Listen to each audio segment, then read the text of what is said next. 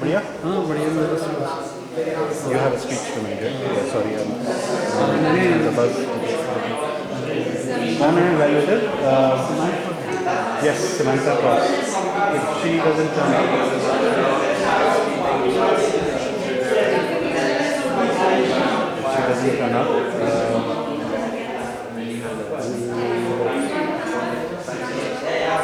do that evaluation.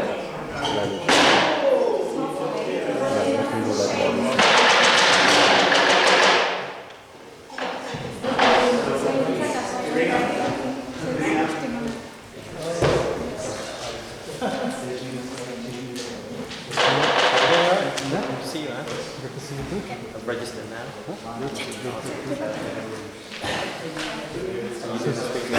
Yes. First half? Mine is it's the first half, but like I think it's a third speech to remember. Believe you. I would have liked to practice it a lot more. You do, but I think that's the thing. I'm not get enough time to practice.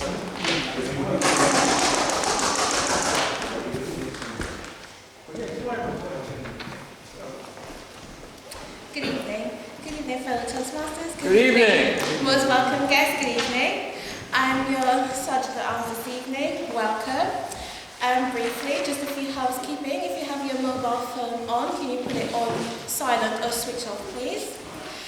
We do have a network break halfway through. If you check your agenda, it's through here to the kitchen, toilets are out and straight ahead. If the fire alarm goes off for any reason, we're not expecting a fire drill this evening. It's after it is done, after remainder onto the road.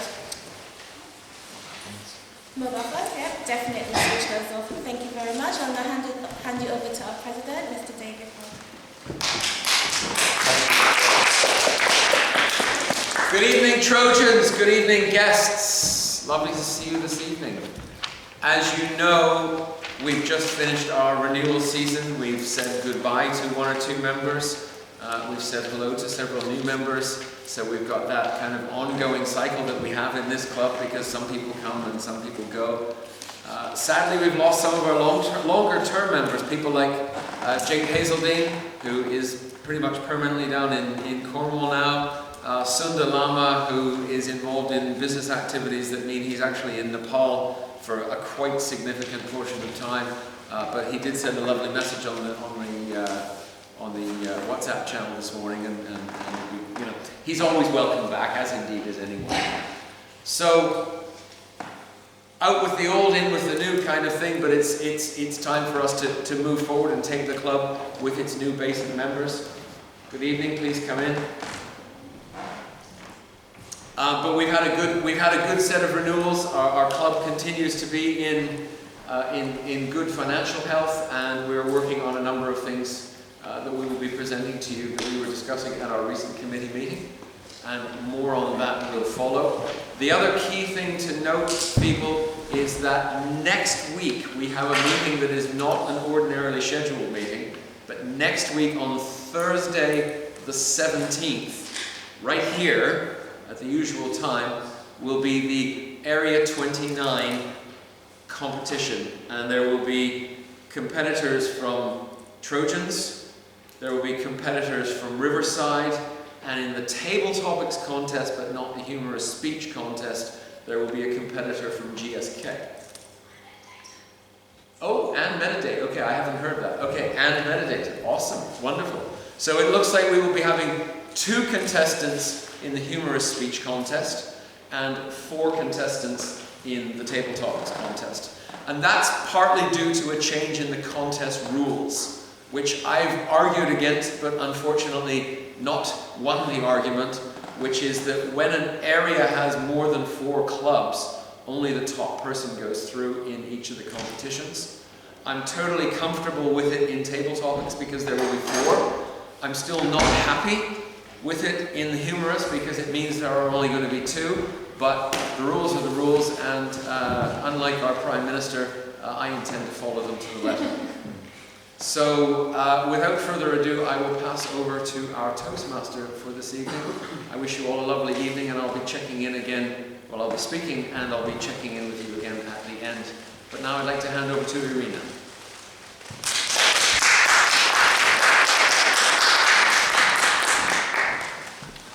Good evening, everyone.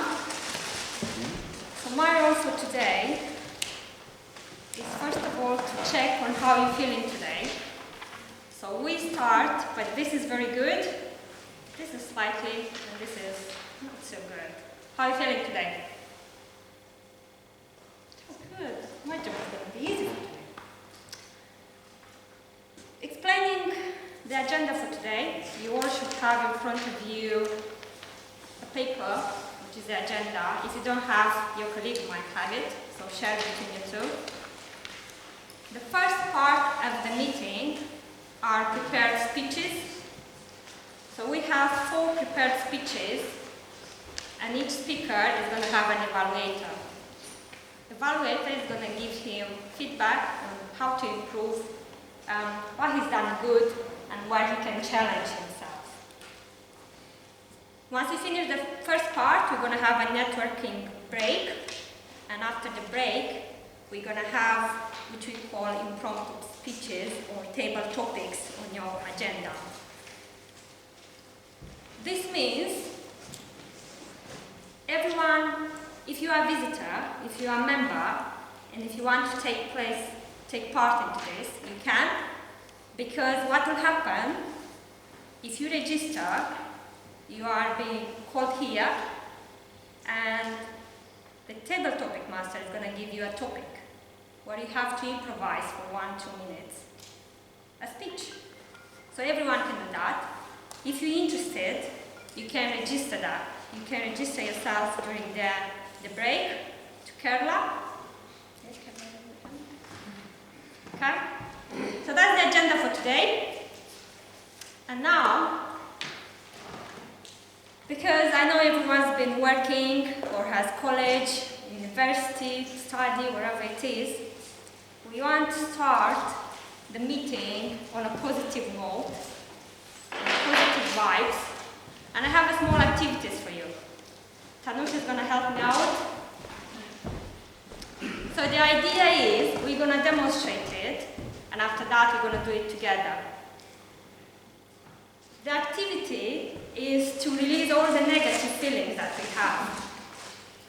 It might be weird, for some of you it might be funny, for some of you it might be scared, but please try it, give it a go, and let me know how your body feels after that, okay?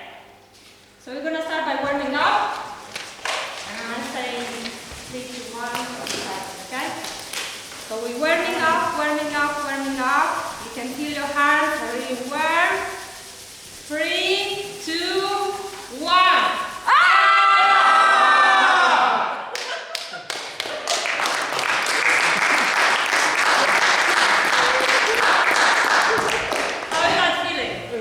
Great. Did you release all the negative feelings you had in there? Yeah, we should definitely do it again.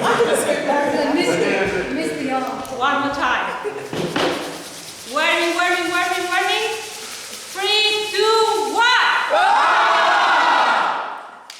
One down. And I'm going to invite next on the stage the timekeeper for tonight, Jabbar. If you can come on stage, please.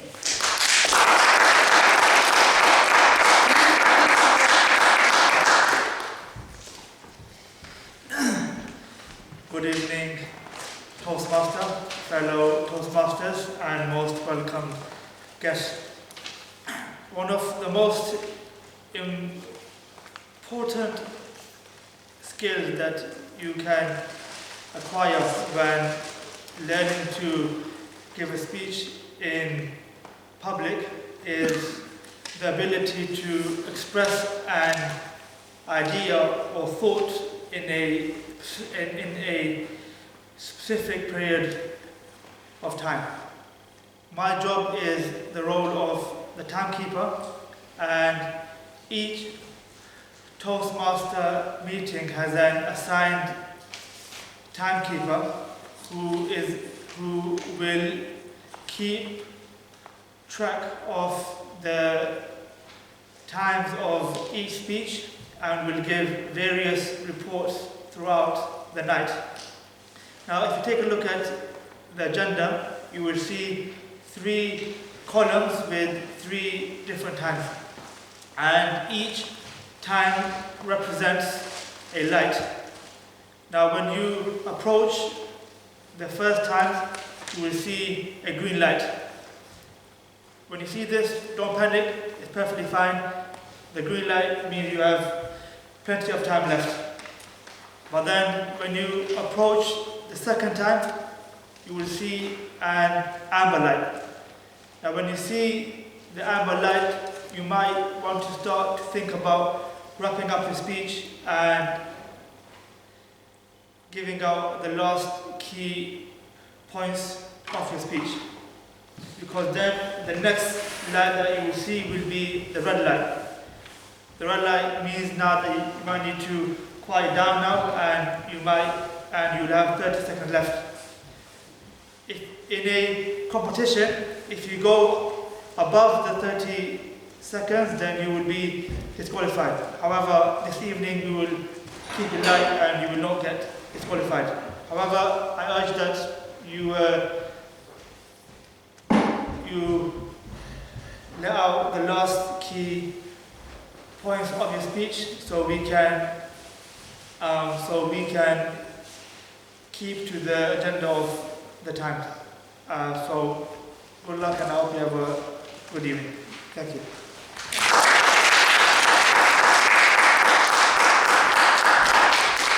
Next up on stage, I want to call up Ibrahim, who is going to explain the role of Hackmaster for today.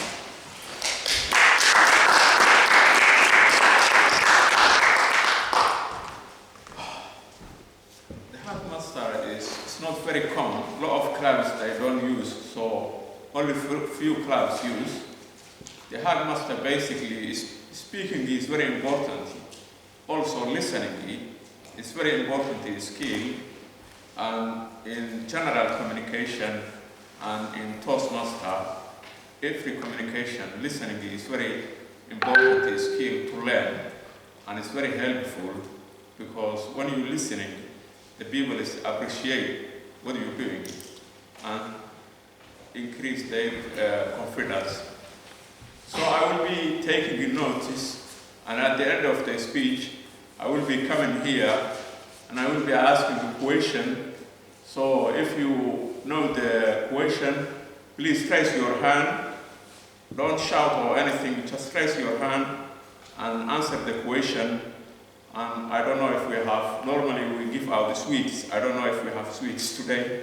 So if you answer the question, we normally give out sweets. I don't know, maybe today we don't have. So that's the main Hackmaster.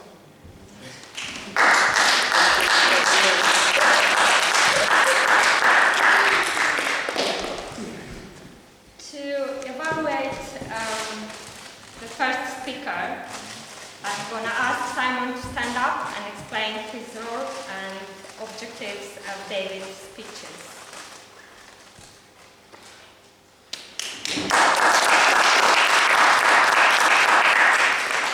I will be evaluating David Horn's speech, the first speech from the Professional Speaker book. The speech is entitled Leadership, and the objectives of the speech are as follows.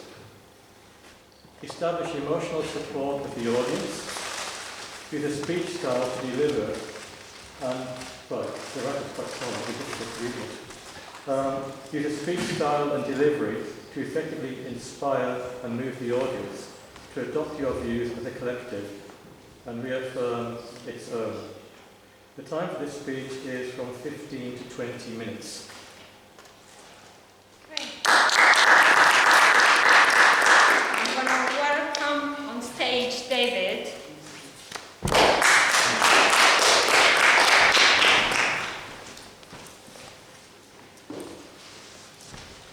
Leadership. For those of you who were here in July, I gave my Pathways First Level 2 speech on leadership. And one of the pieces of feedback that I got from everyone in the club was they wanted to know more. So it was a 5 to 7 minute speech, and there was an awful lot of content to be included in there. And so the feedback came back, they wanted more. And indeed, as I mentioned in that speech, there are 8 different leadership styles in the Pathways Guide. And I had only talked about 3 of them. I talked about 2 that were my most used styles, and 1 which was my least used style. But I didn't even touch on the other 5 because there wasn't time. So I've taken the opportunity to set this up as a keynote, which will give me time to really go through and share with you. And the way I'm going to be doing it tonight is I want to tell you stories from situations in my career where I might have been in a leadership role, or where I was in a role in a team that had a leader who was expressing a certain style of behavior.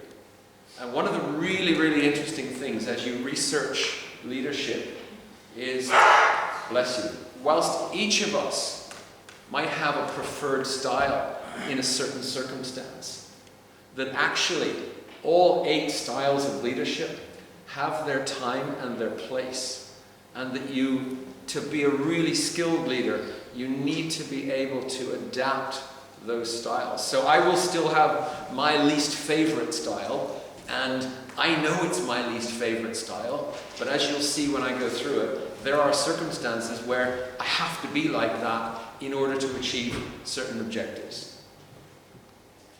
So I'm going to open up with just some general discussions about leadership. I'm going to share with you 2 of my favorite quotes. Having done a bit more research on this, again, for those of you who were here in July, one of the quotes is the same as it was from my July speech, but I've actually found a better one than the Steve Jobs one, and I'm going to include that in there. So you're going to get 2 quotes. I'm then going to present to you a graphical image that shows the difference between leadership and management, because a lot of times people get those mixed up, and a lot of times people talk about things that they want to be leaders, but actually it's a management skill that needs to be exercised. And one of my favorite definitions of the 2 is management is lighting a fire underneath people to get things done. And leadership is lighting a fire in people to get things done. So we'll go through that, and then I will take you through each of the 8 styles and give you a bit more information across them. What are the key characteristics? Where is that style particularly relevant? Where is it not? And talk about my experiences in different leadership roles, as I said, either as a member of the team or as a leader of the team. So we'll start with my 2 favorite quotes. The new one is the one on the left, from John Quincy Adams, who was, I think, the 5th president of the United States from 1825 to 1829. If your actions inspire others to dream more, to learn more, to do more, and to become more, you are a leader. To dream more, to learn more, to do more, and to become more. And that's really powerful to me, because that's a whole set of core objectives that you in your leadership role need to do. And I love putting leadership in the context of military situations. I'm not a military man at all, but you can't manage people into battle. You can only lead people into battle. And if you ever watch a war film or anything like that, you see that, and you see the soldiers pouring out behind a leader and really struggling with dealing with someone who's not a leader.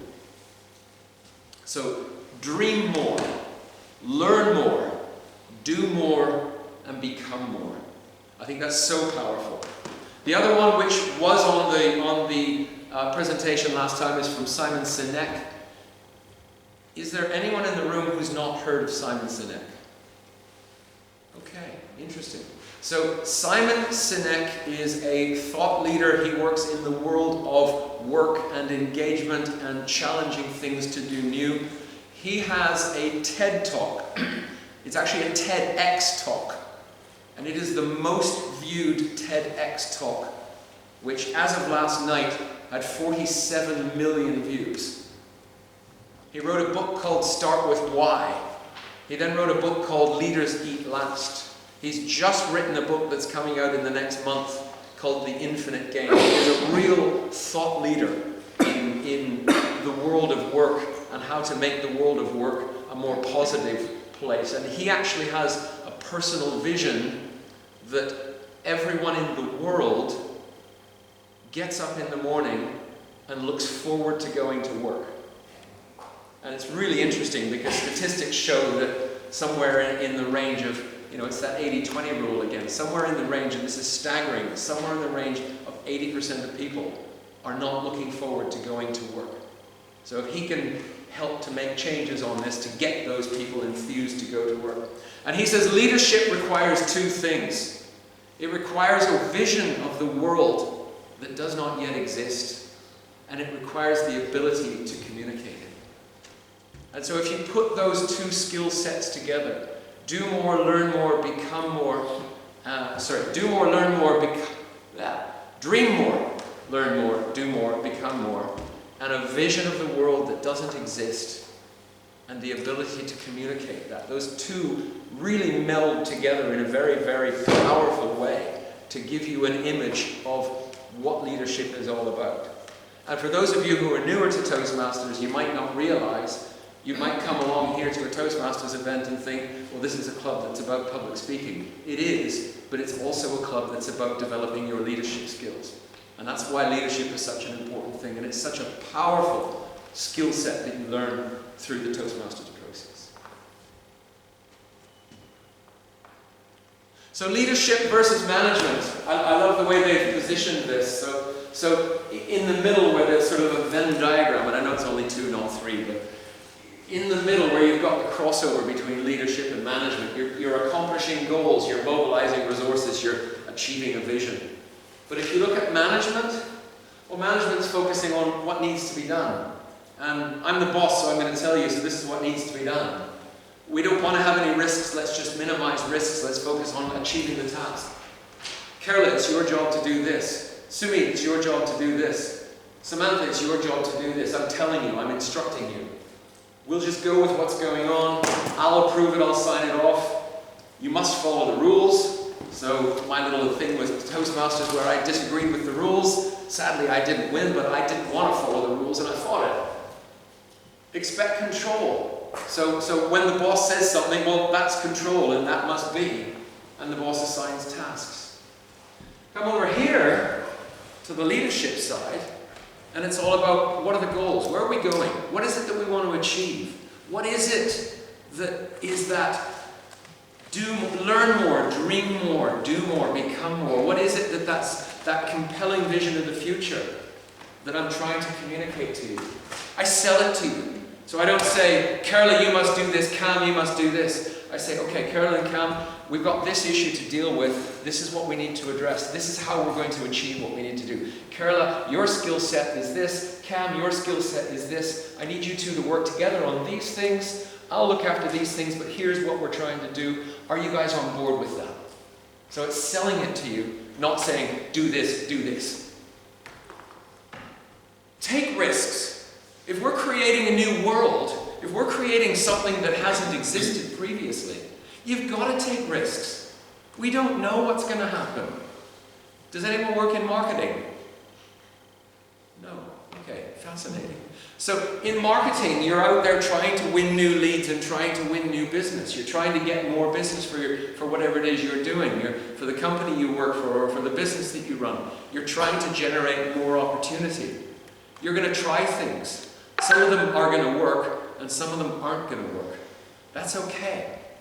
What's more important out of that is that you've taken a risk, and depending on the outcome, you learn from it. So you might try 3 different things, and 2 of them fall flat on their face. That's okay. You tried them, it didn't work. Don't spend any more time there. But this one's working, so let's focus our resources there.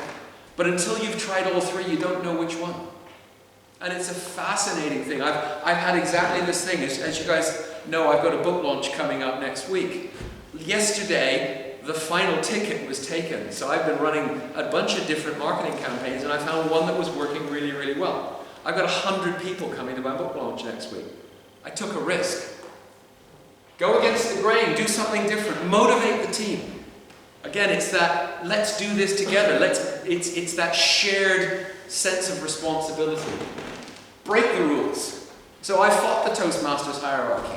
I tried to break the rules. I tried to say it wasn't fair. You know, it was like, well, hang on a minute, there's 5 clubs in the area, but 3 of those clubs aren't sending anyone to compete. So we're only going to have us and Riverside, so why don't we let 2 people go through from each club? But then they came back and said, no, you can't, and by the way, these 2 clubs are sending some people, so I had to accept it. But I tried. Inspire trust, get people to believe in you. Get people to believe in what you're talking about. Get people to believe in your vision. Get people on board with what you're trying to achieve. And foster ideas. You know, I might be the leader, but that doesn't mean I have all of the good ideas. You know, I have my own biases, I have my own things that I might not see, I have my own issues that all of a sudden Irina will come along and say, hang on, what about this?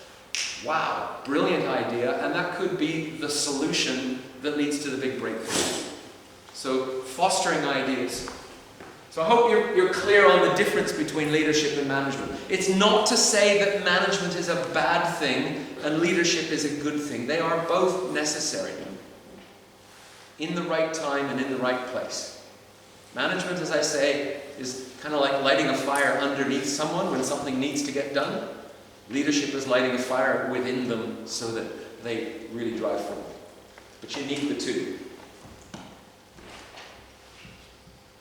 So we'll move on now and look at the 8 styles of leadership. And you may remember from my talk in the summer, so the authoritative and the democratic were my top 2. There's a test that you do online in the Pathways program to assess your leadership style.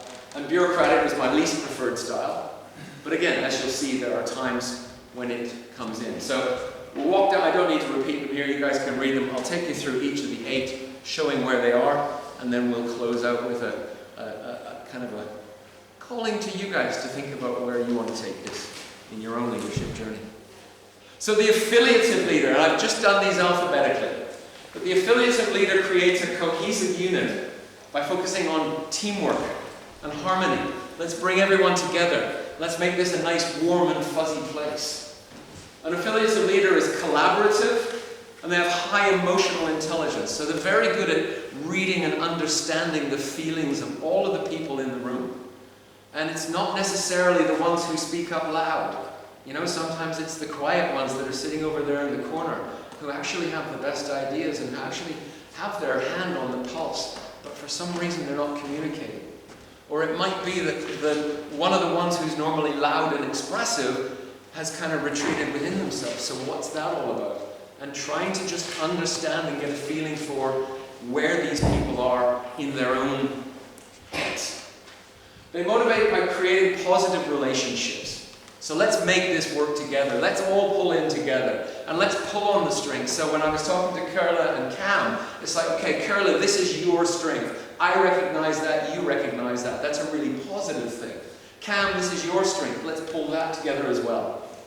And they're a visionary with a long-term goal. So when I want to get Carla and Cam on board, hey guys, this is where we're going. This is where we're going. This is the Simon Sinek quote. Communicate a vision of a reality that doesn't exist yet.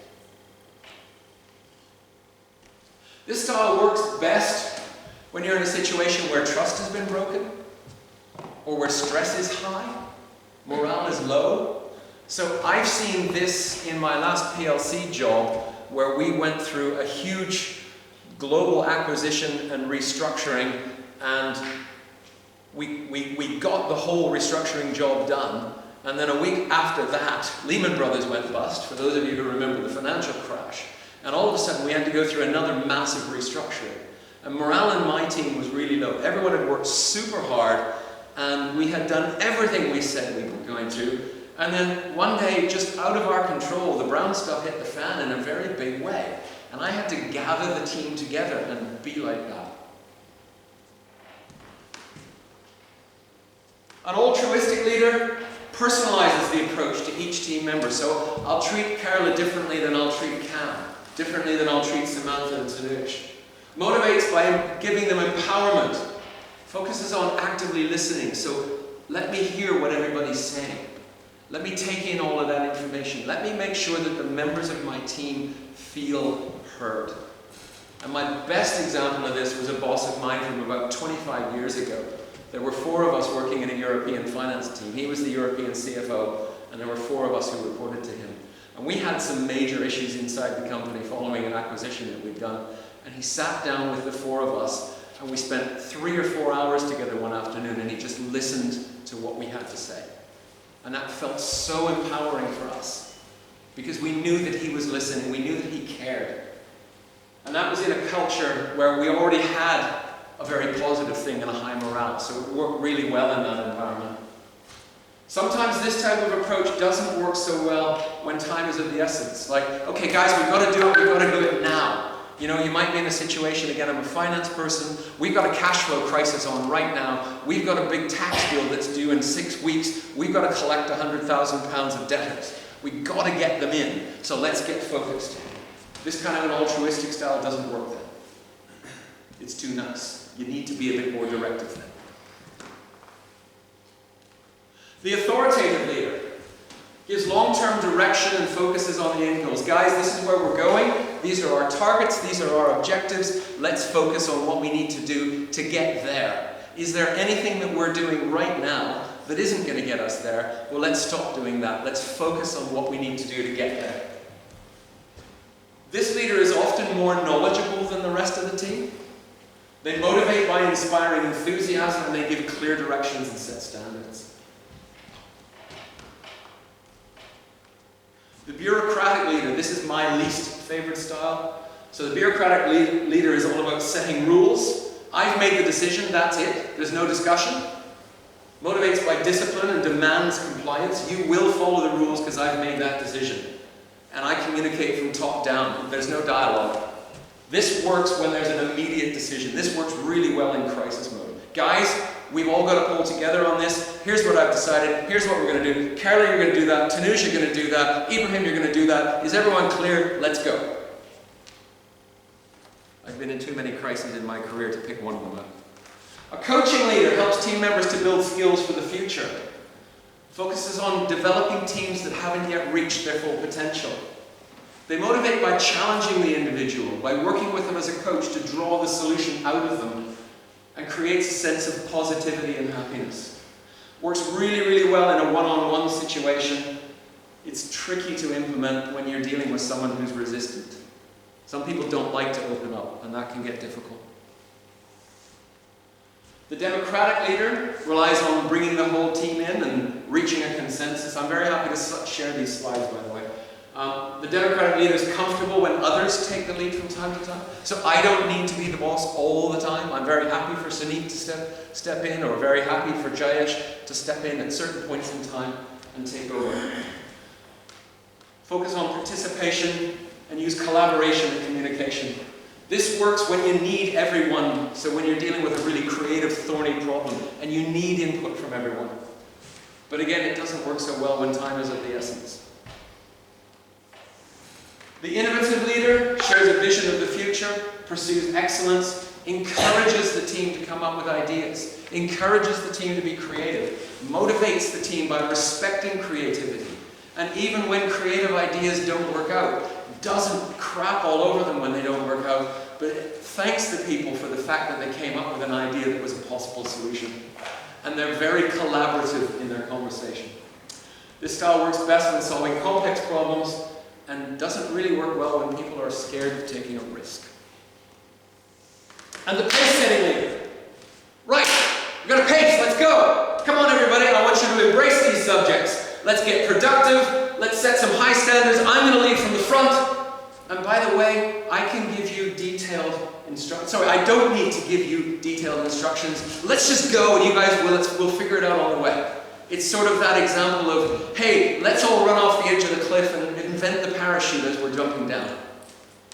This works best when team members are self-motivated and is not so appropriate when it takes a long time. All of these styles can be appropriate.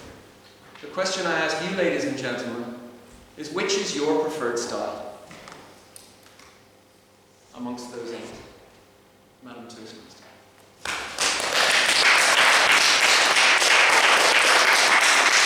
Thank you, David.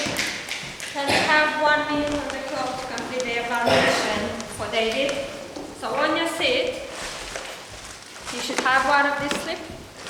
Yeah, everyone's got that?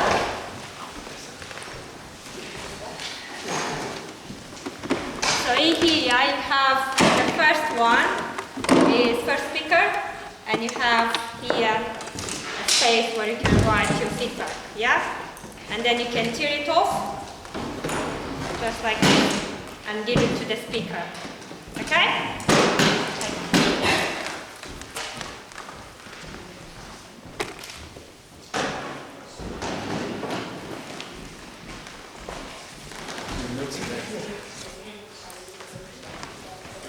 Sorry.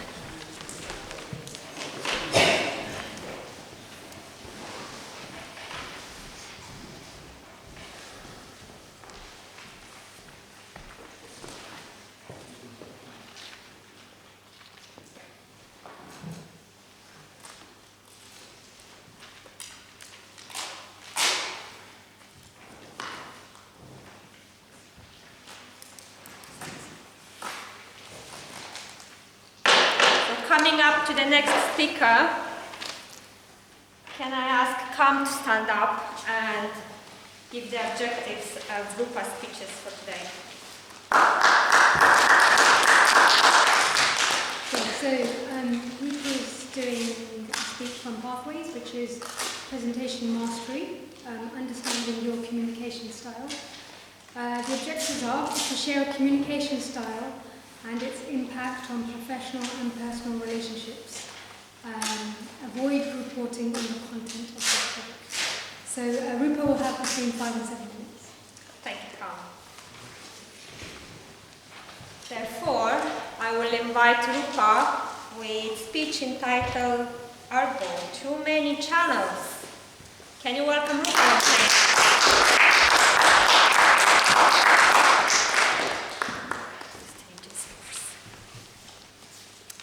Those of you that have been a Trojan for over a year will probably know about my relationship with WhatsApp. Particularly those that were on the committee when I was president, 2017 and 2018.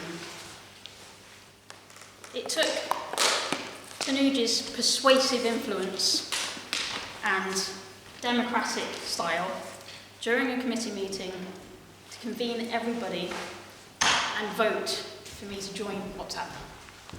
It just so happened, on that particular day, I was given a company phone, so I allowed him to do so.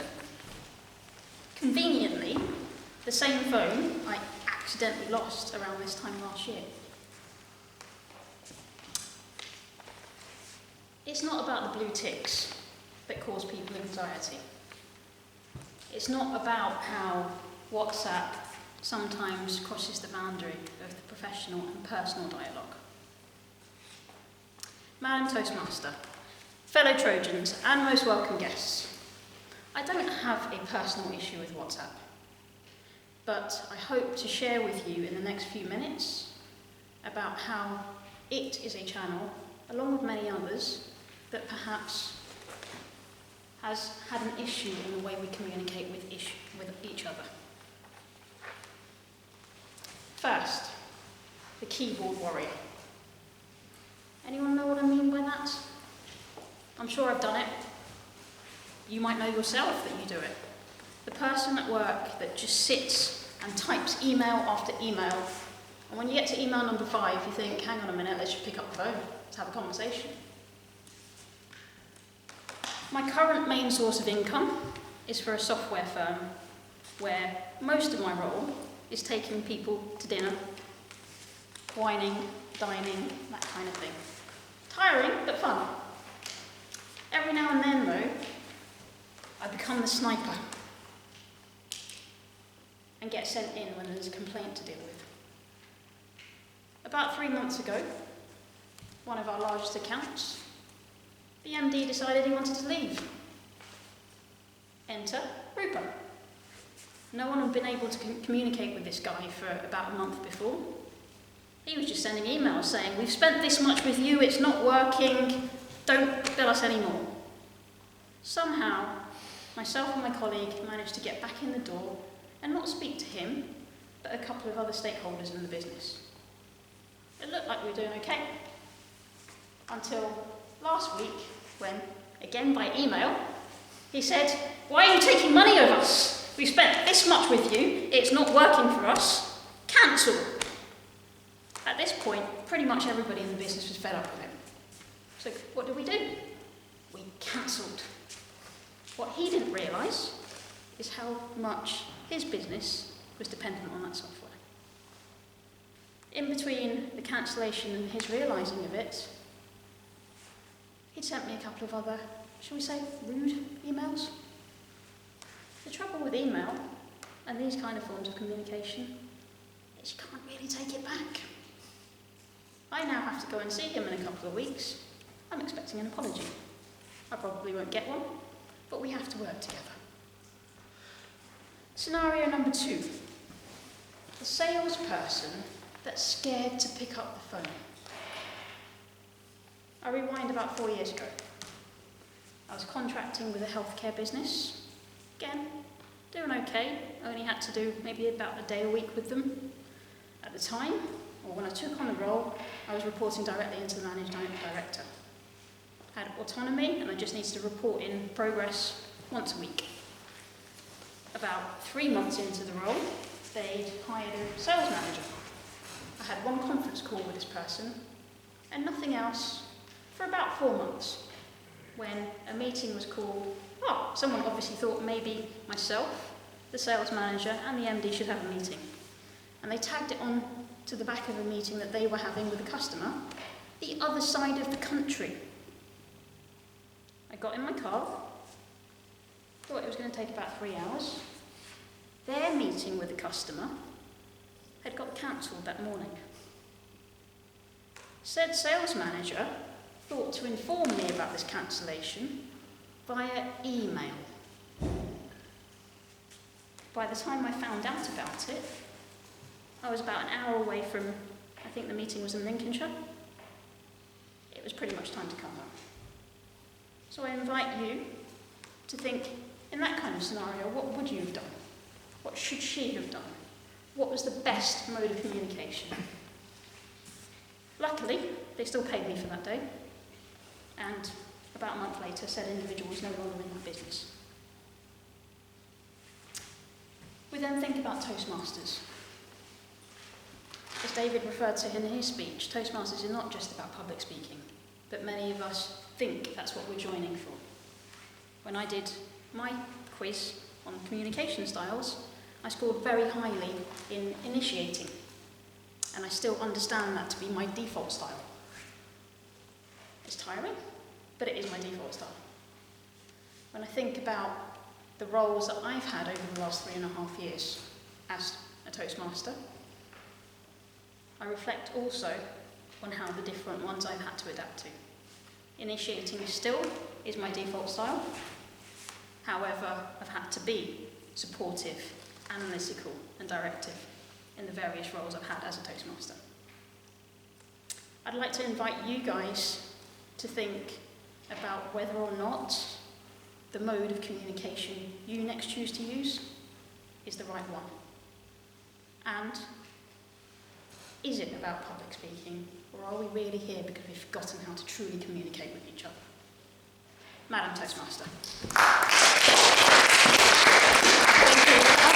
Can you have 1 minute on the clock to complete the evaluation for Rupa, please? On the same slip, you have the second speaker, where you can give your feedback.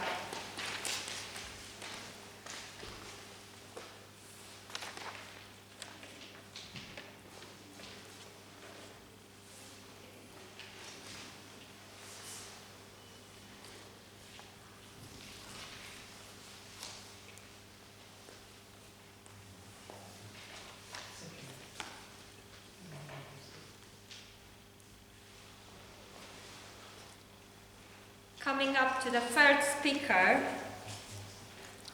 I want to invite Samantha to stand up and tell us about the objectives of Sumit's speech for today. Okay, so I'm going to be evaluating Sumit's speech. It's speech number 7 from the Effective Communicator Competent Communication Manual.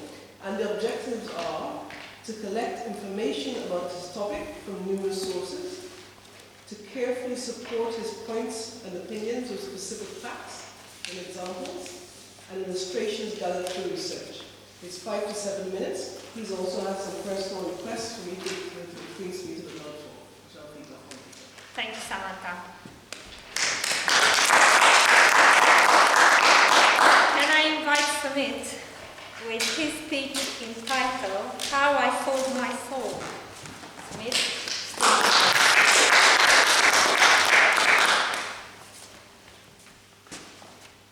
Madam Toastmaster, fellow Trojans, and most welcome guests.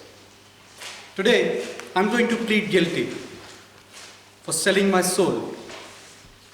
I've sold my soul not just once, not twice, but many times. It wasn't easy. I was hurt the first time, but then I got used to it.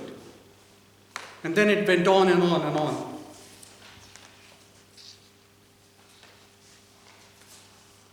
Tonight, I'm going to tell you how you can do it as well, if you are interested. And if you're still thinking what a load of rubbish I'm talking about in a church, about selling soul, I want to focus your attention on Mark Twain's quote about a necessary devil called Job. Mark Twain has said that Job is a necessary devil. And to get that necessary devil, you have to sell something. So tonight, I'm going to tell you how to write to a devil to get that job, or how to write better resumes. Now, recruitment is a funny business. Recruiters, though have a noble profession, but they're looking out for purple unicorns these days.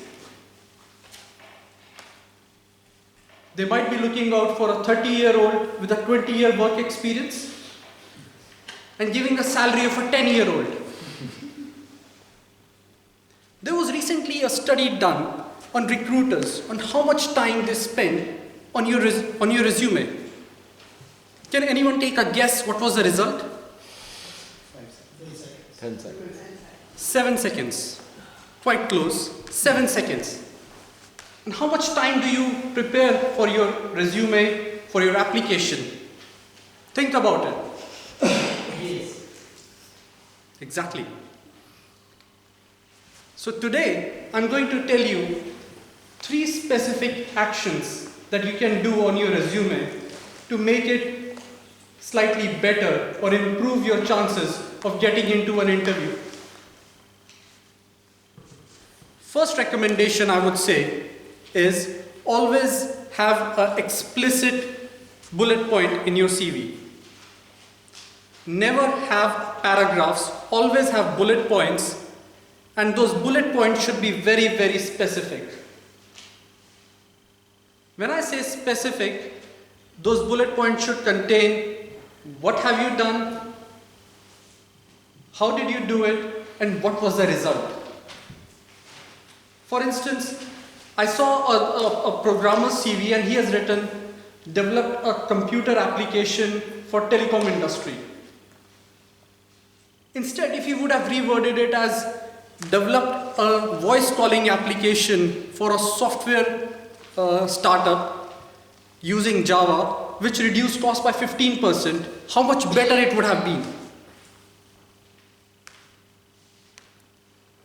Coming on to the second recommendation. Always have a strong action verb as the first word of your bullet point. strong action verb. When I say strong action verb, it could be anything like instituted, developed, created, innovated. Why am I saying that? Strong action verbs are at the left-hand side of the resume, and recruiters tend to look vertically down on the left-hand side margin, and it gives a better look, and it makes your bullet short but punchy. Now, something like instituted, something like investigated, these are the kind of action verbs that you can use. If you Google action verbs for resume, you would see hundreds of websites which have aggregated all these keywords over there, which may help you create that bullet points. As an example, if somebody has worked on a pilot project for clients or multiple clients, if this can be reworded as instituted pilot projects for 15 key clients, thereby increasing sales by 11%. If you have more explicit and strong action verbs, it makes much bigger impact on the resume. Thirdly, but the most important one, always have a strong summary at the top of your resume. This summary doesn't just help you to pitch to the recruiter, but also helps recruiter pitch to the final companies. This is the world which is getting a shorter and shorter attention span. So you want to cut through the clutter, give a summary which you want recruiter and companies to take with you. And that is why if you have worked in 5 years or 10 years in any particular accounting, sales, if you have some good experience in, for instance, startups, or if you have some good leadership skills, these are the things that you should be mentioning at the summary. If you know martial arts, go and speak about that. So, Madam Toastmaster, in a world which is getting a shorter and shorter attention span, you have more luck grabbing the attention of a goldfish than a recruiter. You should be thinking about these points, having bullet points, strong action verbs, and a summary at the top. Madam Toastmaster. You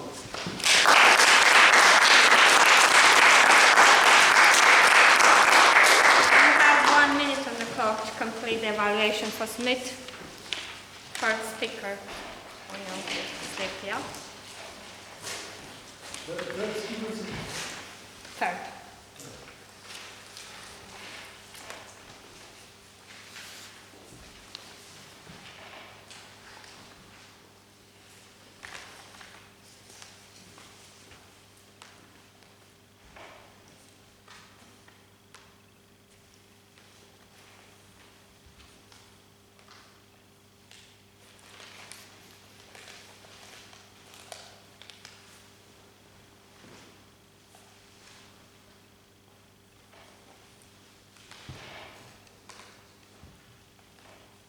How is the level of energy now?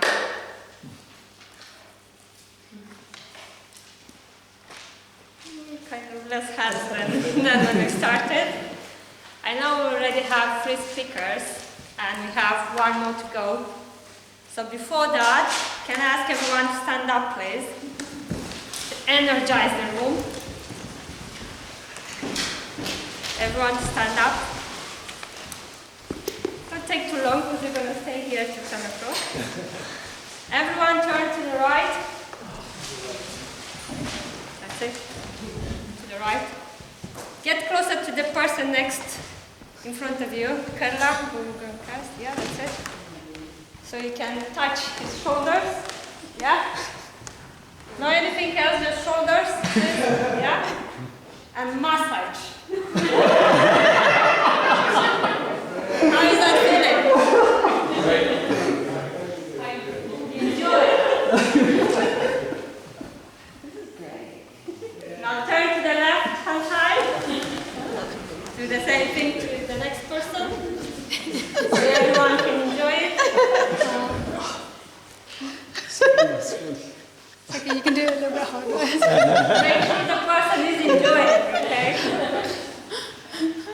Thank you. You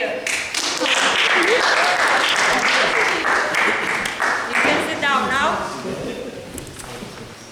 And we're going to our last speaker for today. And I want the evaluator, Amit, to stand up and tell us the objectives for the speakers today. Yeah, so hi guys. Today's fourth speaker is Jayesh. His topic is racism and xenophobia.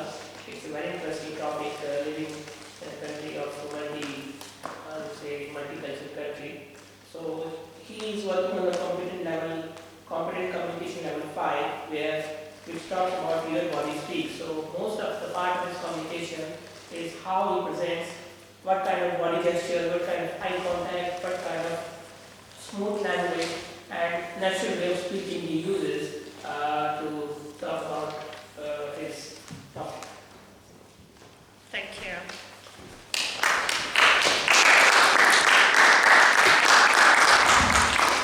I will invite Jayesh here with a speech entitled Racism and Xenophobia.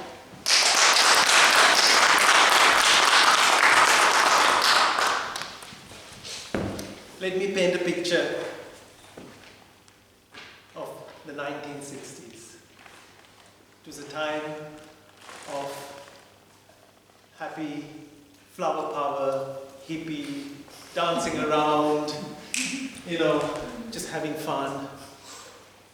But there was another side, believe it or not. If in the 1960s you were looking to rent a place and you were of the wrong color or creed, you may have come across notices on windows saying, no blacks, no Irish, no dogs. Yes, that was completely legal back then. And that phrase, no blacks, no Irish, no dogs, is a good way to explain my topic, racism and xenophobia. Racism is our prejudice that we hold against others who have different physical characteristics to us. Xenophobia, on the other hand, is a Greek word made up of two words, xeno and phobia, which is phobia, fear of strangers or foreigners. So that's the introduction to my speech, and I'd like to then think about, or you might be asking the question, well, is it still relevant? This was in the 1960s. In 2019, today, things have improved. And in some respects, you could argue it has. It was in the last 1865, slavery was abolished in the US. And the early 20th century, the devil of Nazism and fascism, that ended. And towards the end of the 1960s, in the UK, they brought a law which banned that sort of marketing or posters. So yes, a lot has happened, but if you look around, you will notice that, and by the way, by 1990, Mr. Michael Jackson, the king of pop, was singing, if you want to be my baby, it don't matter if you're black or white. So there we go, we made a lot of strides, things are cool, but then if you look around, you will notice that in every continent, in even every country, there's a lot of xenophobia and racism raising its ugly head. Let's take a few examples. This year, New Zealand, 50 people died in a mosque shooting. 250 people died in Sri Lanka. Easter, Sunday, church bombing. And 700,000 people were evicted from, Rohingyas were evicted from Burma. Just, being Muslims. And then 1.9 million people lost their citizenship, are stateless in India today, mostly because they're Muslims. Where do you stop? I mean, it goes on and on. I mean, do we need to even talk about Trump? You know, Trump called Mexicans criminals, drug dealers, and rapists. And this man is the president of the free world, United States. So it's a big issue. You might say, well, it's a bigger than me. What can I do? What's in it for me? I mean, I can't solve these things. It's like global warming. Well, that's where I'd like to make a quote from Albert Einstein. He said, I mean, Albert Einstein should know because he was one of the cleverest human beings that's walked on this earth. He discovered the general theory of relativity and won the Nobel Prize for physics. And he was a contemporary of Hitler, a Jewish man born in Germany at the time. So he would have felt the wrath of Nazism very personally. And he said this quote, and it is a sad era that we live in, when it's easier to smash an atom than prejudice. And in 1960s, when he was talking about these things, it would have been really difficult to smash an atom, right? And yet, recently when they published his diaries, it became very evident that even he had a lot of prejudice, especially towards Chinese and so on. So that's my call to action, really. Prejudice is in every one of us. It's in me and most of you. So if we want to fight this racism and xenophobia, we need to start from within. We need to identify when we are thinking prejudice and fight it one by one. Thank you.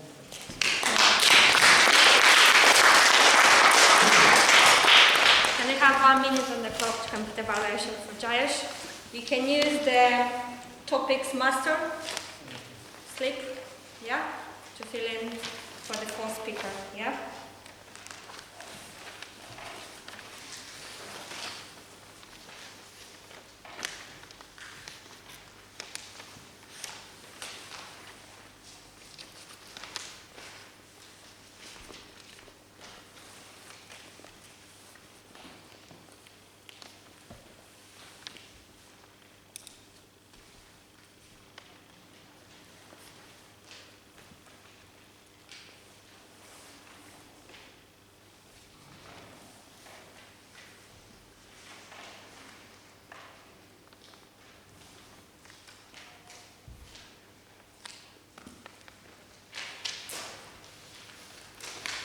Okay, so now is the time for a time report, right? We had our 4 speakers.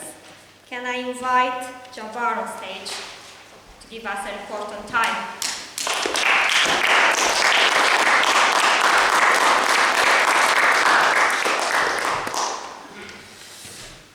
So the first speech was done by David, and his time was 20 minutes and 25 seconds. The second speech was done by Rupa, and the time for that was 6 minutes and 36 seconds. The third speech was done by Sumit.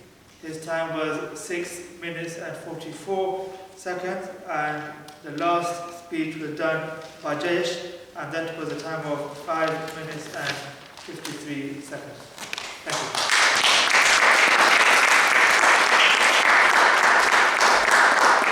Now on the slip, we have here at the bottom, best speaker. I hope you made your mind and you can vote for the best speaker of the evening. Yeah? So at the bottom, best speaker, yeah?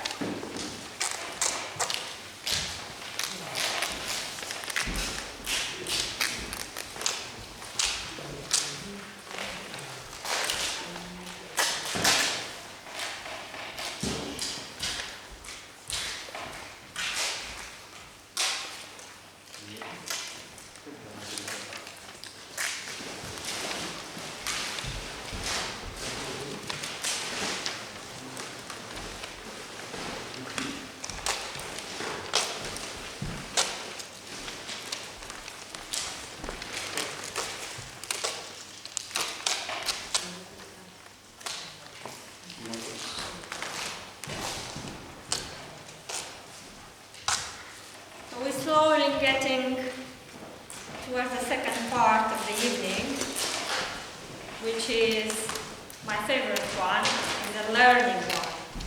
We're going to receive feedback and we're going to learn from it. So I would like to invite on stage Simon, who is going to evaluate David. Simon, stage is yours.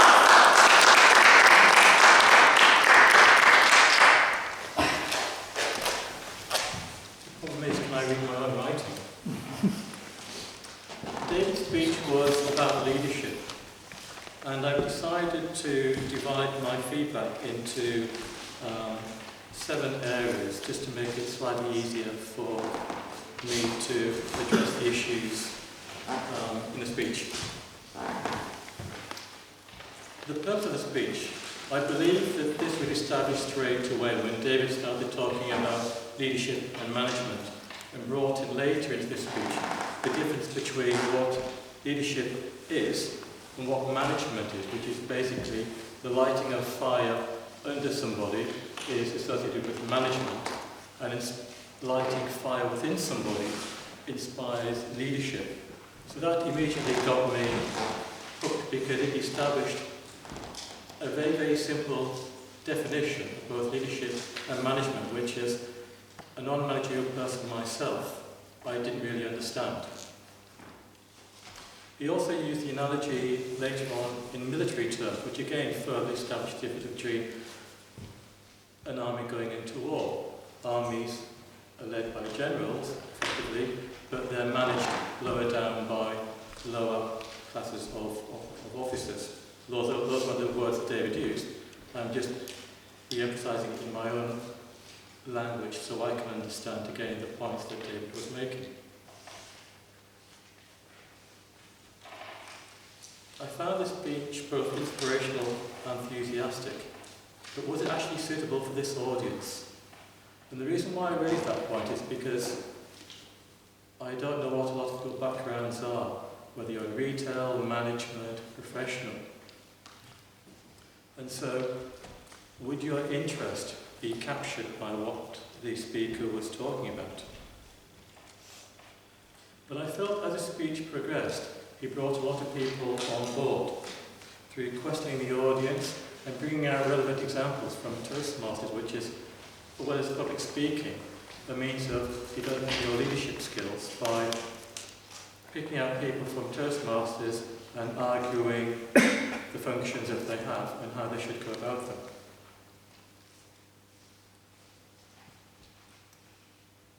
Did he have confidence in what he was saying? Yes. And the reason I found this was when he was making certain points, he would stand. And that attitude to me said, you either believe me or you don't believe me, but I've got confidence in what I'm saying. I'm not going to distract attention by walking around. You're going to listen while I make this point. I found the language simple and straightforward. There was no management speak, despite the fact we had 8 different styles of management. Those terms were only briefly mentioned, and I was able to follow what was said.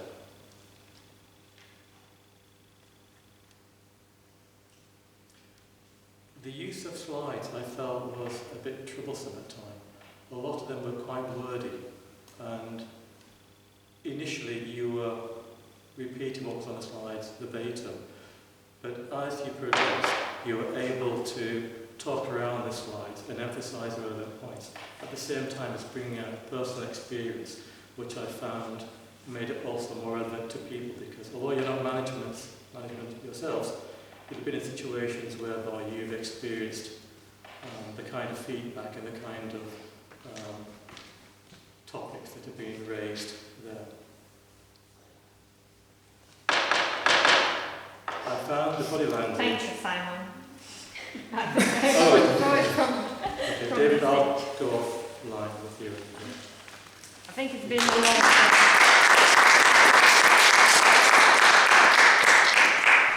In all fairness to Simon, it's been a 20-minute presentation, so I do agree we should give more time for Simon to finish his feedback, but I'm sure he's going to give an evaluation in private. Thank you, Simon.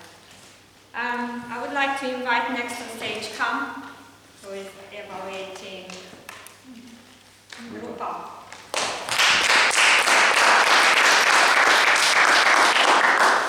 Good evening, everyone. So I'm evaluating Rupa this evening. At Toastmasters, we have the CRC method, which is commend, recommend, commend. But tonight, this evening, I'm going to take a different method, which might not be approved of, but I'm breaking a few rules, and I hope they pay off. So, I'm going to talk about what Rupa did well, what she could have done better, and how she could challenge herself further. So what did Rupa do well? Okay, so she met the objectives, so tick. The objective was to share a communication style and its impact on professional and personal relationships. And she did that. She gave us 2 examples. The MD, who just wanted to communicate by email, he cancelled the contract, he sent rude emails, and he will be eating his words later. The second example was the salesperson who refused to pick up the phone and again used email to cancel a meeting and has now left the company. And she talked about the negative impact of those types of communication on the working in terms of her professional relationship. Then she went on to explain her style, which is, she said, is the initiating style of communication. So she met the objectives there. She also, I think she maintained really good eye contact with everyone. She's very natural on stage, very well paced, seems very comfortable. I always feel Rupa is quite authentic in her delivery. She keeps to her own style, which makes us comfortable as the audience. And she spoke about something which is relevant. WhatsApp, we all know WhatsApp, or we use it, or in Rupa's case, she hates it. So the speech was clear and well structured. How could she improve? She mentioned her style was initiating, but I felt like she only just touched on it. She didn't really go into more detail than that. She talked more about the style of others. For her next speech, I would actually like to know more about how her style positively counteracts the style of others in those circumstances. And I think that would have just added something extra. How could she challenge herself further?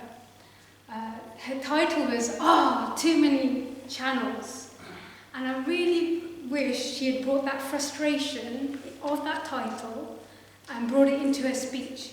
Because the perfect example was when she was driving along and she's only got an hour left, she's nearly at her destination, and the guy cancels via email. I mean, how frustrated would you be if someone cancelled via email and you've just parked up and checked? So I really thought she could have brought that to life in the story and painted that picture and being frustrated. So to conclude, the speech met its objective. She explored different styles of communication. She stated her preference, pick up the phone, speak to people face to face. Her conclusion was a nice one, something to go away with.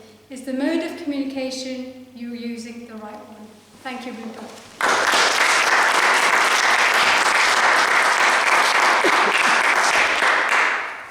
Next, I want to invite Samantha on stage who's evaluating Sumit's speeches.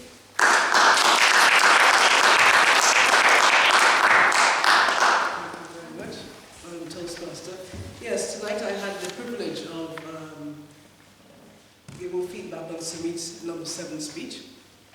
I really liked the way that Sumit came up on stage and we felt his presence. He took command and he looked confident. He engaged with the audience and he moved across the stage. But then this brings me to my first recommendation. He spent a lot of time just off to the left of center, but came all the way over here, no doubt trying to engage with me because I was his evaluator. And I felt that you maintained eye contact with me much longer than you sort of did with everyone else. I appreciated it, but you need to try and engage everyone else here.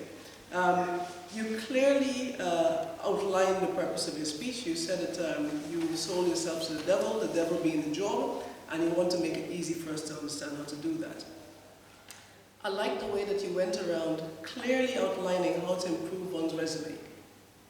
You gave 3 recommendations: have bullet points, have a strong action verb at the beginning, and have a good summary of the resume at the end.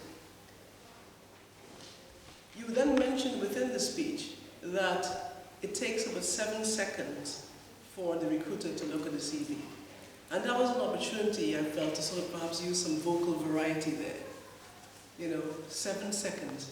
7 seconds! And really drove that point home. The point of a number 7 speech is to use research and to emphasize that research in the speech. And I didn't really understand where your research came from. This was an opportunity to say, there's this paper or research, this body of work has been done, and these are the facts. Now that 7 seconds may have come from some research somewhere, but that wasn't really highlighted to us within the speech. So I felt that that's another recommendation there. However, I thought, look, it was a very important topic. We're all here workers, and we're all going to perhaps, hopefully we are happy in our jobs, but we may be wanting to move on. And so it's very important that we do know how to sell ourselves in the best way. Sumit asked me specifically to look at certain action points to see whether he used any R's or fillers, and I think he did an excellent job. There wasn't really much of that. I really liked the end of your speech, the way that you summarized everything, and you did it all without notes. I thought it was a very good speech, and I look forward to hearing more. Thank you.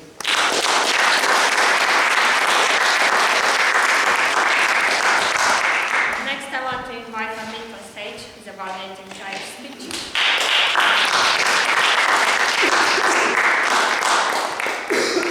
Good evening, Toastmasters and respected guests. So today I am going to evaluate Jayesh on a very interesting topic that he presented today about racism and xenophobia. So this is I would say this is a very interesting and very sensitive topic. And the good thing about luck is not many people talk about such kind of issues globally in such Toastmaster clubs. But this is I really enjoyed the topic, and initially I thought it will be a very localized kind of thing, but it was very global. It talked about the problems. He gave very good examples around the world, the problems that we see. Now we are living in a very advanced and technological world and very cosmopolitical world. The people are migrating here and there for jobs and other purposes, but we see those kind of issues. We hear the news every day. So the good thing about his speech that I saw is some of the good commendations about his speech was he showed a very good body gestures, because this speech was working at level 5, where he has to present the topics more in the body language than from his words. So he gave a very good body gesture. When he came on the stage, by using his body gesture, he took us back in 1960s into the beautiful part of the world, and also at the same time he took us in the ugly part of the world where people have found issues in different day-to-day life challenges. They found issues, and he shows very good pauses. He uses different tones at different parts of the speech and different expressions of speech. And as I said, it was not just localized to one part of the world. He tried to address as a global problem, so which was very broad spectrum that he wanted to present in his speech. And on the recommendation point, sometimes I feel he was a little low on his voice, so it was I have to concentrate a lot, sitting behind to understand or listen it carefully. So I think if he can improve a little bit more tone on the speech, or he can add some, make it more vocal, then it will be more easy to understand even for the people behind. And I think his objective was very well achieved. As I said, he's working on level 5, where he has to present the topic more from his body gestures than his words, so which he did very well. He took us in different parts of the world, as I said, and different era of the world at the same time, and I can visualize that.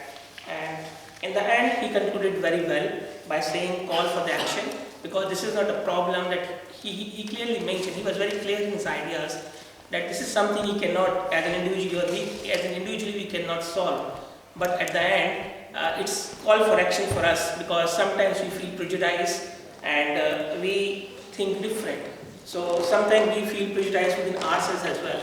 So as a globally, we cannot solve the problems, but he was very clear in giving his suggestions or conclusions at the end that we still have to think within ourselves and try to solve the problem within ourselves, and then we can work collectively as a world problem. Thank you.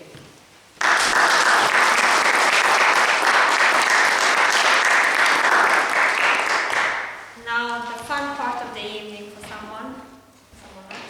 Can I ask all the visitors to stand up and introduce themselves to the club? Let's encourage them.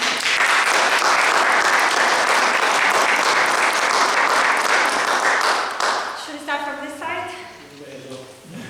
My name is Bilal. I came to this country in 2005 from Pakistan. I came on my own. Started at university, did my bachelor's in law, master's in law. Worked as a personal injury paralegal for a couple of years. After that, the government decided to take away work visas. I had to come up with a way for them to give me a visa, and that was by getting an entrepreneurial visa. Started a business in London. I had a restaurant for a couple of years. I ran that well, but because of cash flow issues, I wasn't able to sort of pursue it. I decided to focus on my career when I actually got my permanent residence in this country. In 2016, I started an ACCA, and today I'm a part qualified accountant. So here I am now, 16 years down the line, and trying to develop myself further. Why did you join us today? The reason is I was always a shy boy. As you can hear from my voice, I'm quite nervous. I do want to be able to be in a situation or a position in life where I'm able to make a difference in people's lives. And for that reason, you need to be able to communicate to a level that you can bring together a change and a revolution. And to be able to do that, you need to be able to speak and get through to people's lives and implement that change. That's the reason I'm here. Thank you. You can sit down. Can you just make one clap after each speaker? Yeah? What do you want to Yeah, my name is Zakaria Abdi. I just graduated with a Master's in Mechanical Engineering. I secured my first job as a mechanical engineer. I work in design mainly, and how I found out about Toastmaster is I actually went to one of the career events, and one of the gentlemen spoke to me about because when you're going for assessment centers for your first career job, they mainly do a lot of like assessment centers in which you are evaluated with your public speaking, your presentation skills, and all of that. And then he encouraged me to look into Toastmaster, even though I secured my first graduate job, but then still, I personally wanted to improve and get the hang of it. You're at the right place.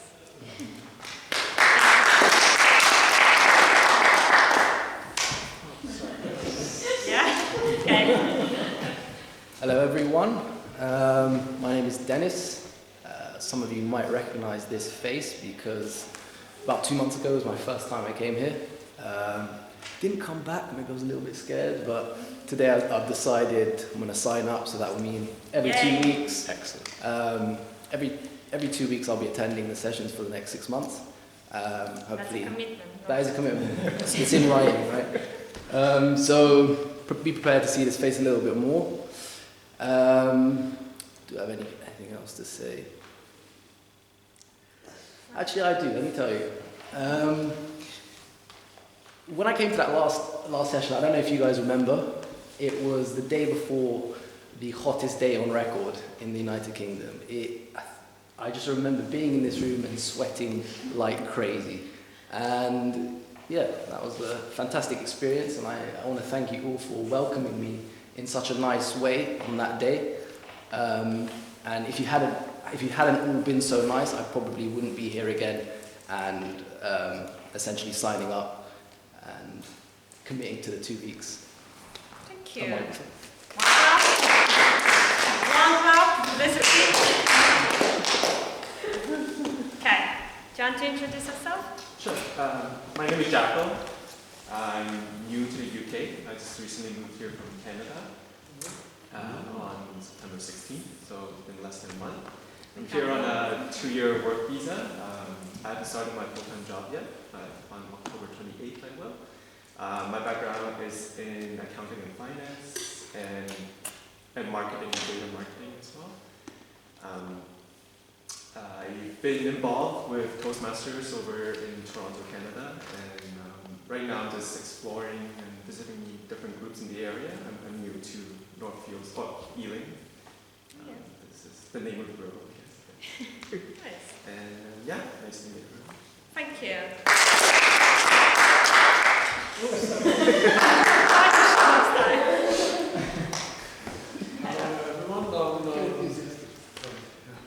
I'm Cam, and basically I'm just looking at trying to come outside my comfort zone. People have said that I should be coming out of it, but I may have had some negative experience, but I think I should have gone forward and worked on that, so the positives, and I think it's just like, I think I'm a bit muddled, so I think I need to have what I want to say in an organised way and sort of get my thinking back together, because at the moment I'm doing a job, but before that I was in IT, but the biggest mistake was maybe I should have left that many years back, and I just wanted a cosy job, but it's not something maybe I should be. It's like you're just going through life, just being cautious. I don't know, maybe it's good to be cautious, but then I think something like when someone said you should have a hobby or something, you know, because I gave up a few things, a lot of things like football and things. So I think the main thing is a communication thing. So maybe shying away from talking to even friends.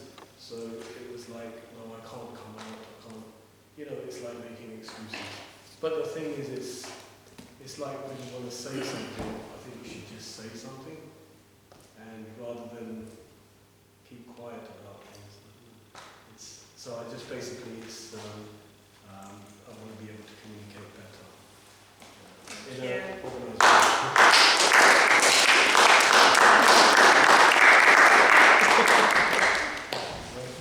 So we're coming close up to our break time. Before that, can I just remind you that we have table topics for today, which is our impromptu speeches. If you want to sign up, please see Carla. Yeah, Carla. Let everyone know. Yeah. Sign up for the speech if you want to do one after the break. We're going to have 7 minutes break. So that is 9 to 5. Tea, coffee, drinks are in the itinerary. Yeah. Ideas of like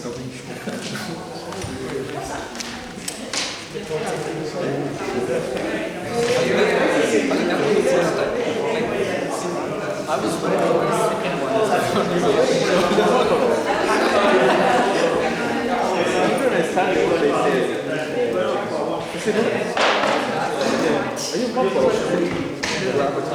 ready for the second How are you finding it? We need to look at how to address that on longer stations. No, you will get better. I think just wanted to come here, but I don't know. I rarely ask. Maybe next month I will not come at all. Maybe after 2 months I come one day. It's very difficult. So it's better to pay the fee. Got the slot and then I said to rent.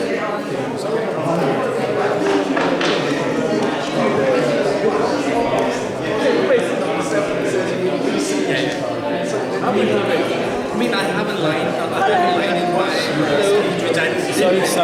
the same speech again. I just needed to get the speeches in. I felt like you improved a lot. I can't remember what I wrote, but I saw the improvement. And I saw the humour. Oh, okay. I saw you, like you were trying to focus on the hand gestures. Yeah. But then I think I kind of slowed down a bit towards the end. You did a little bit, but in the beginning you were really good, like there. Yeah. You could see it was focusing. Yeah. But yeah, I think the speech definitely improved it. Thanks. Okay, look. Are you doing it again for your competition? Oh no, it was only Sumit. Sumit. So that's Next time. to produce space. Oh yeah. You stand right centre, but I know I stand centre. What are you doing? Are you doing a speech soon? I'm going to repeat my one that I did and add some conclusion. That was your feedback. Bigger summary. I think it's booked for November. Okay. Everyone gets so booked up. Yeah. It's difficult to get. Yeah.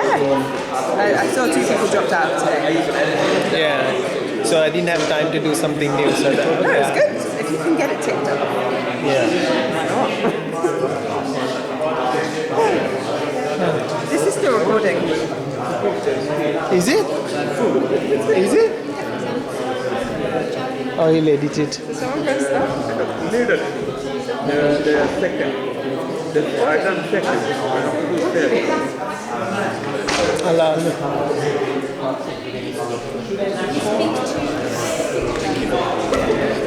Just put it for charging for some time. So now what's the thing to switch it off?